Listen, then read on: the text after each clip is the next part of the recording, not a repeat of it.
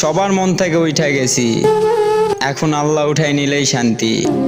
আরে আমার আপন মানুষ, দোষ না করেও তোমাদের কাছে দোষী। বিচার হবে একদিন, দেখা হবে আখিরাতে।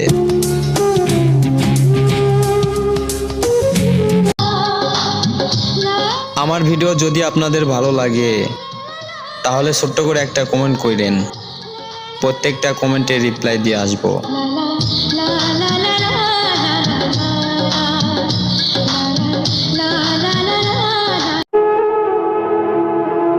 আমি ঠকে যাওয়া মানুষ একটা কথা বলে গেলাম, জীবনে তুই সবই পাবি কিন্তু মনের শান্তি কখনোই পাবি না।